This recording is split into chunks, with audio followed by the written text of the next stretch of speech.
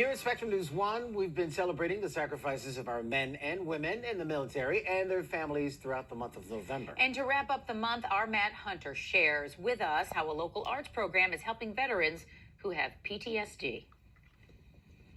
What I'm doing is this is going to be kind of sort of a poppy. When Penny Lee Deer picks up a brush, she is quickly swept away. You just forget about anything else. It doesn't matter. Not quite a decade ago, Deer first tried her hand at the arts at the VA. Well, in my case, I needed an outlet for trauma. Following a 20-year career in the U.S. Army, Deer had been seeking treatment for PTSD.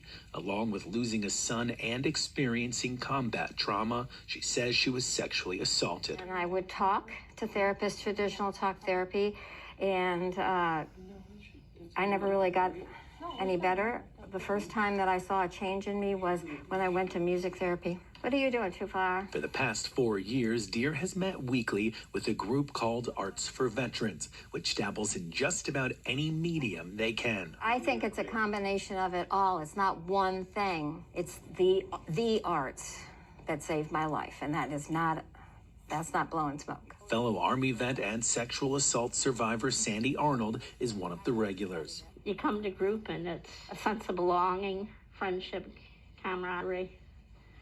You don't have to say anything. Think about sort of a calming image that's going to kind of help center you. Certified art therapist Heather Hutchison meets with the members once a month. This is the highlight of my month.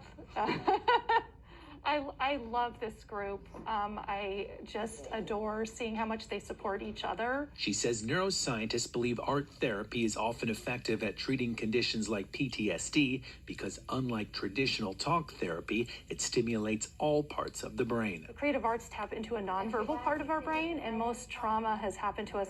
It affects us in a nonverbal way. We can't verbalize what has happened sometimes because it's shaken us to the core so much. And the arts create a door that opens. During November's National Veterans and Military Families Month, replicas of the group's pieces are on display at Create Community Studios. The originals are being showcased at different venues in Washington, D.C. Remember the first class I came to, I couldn't even draw a straight line, and I just laughed.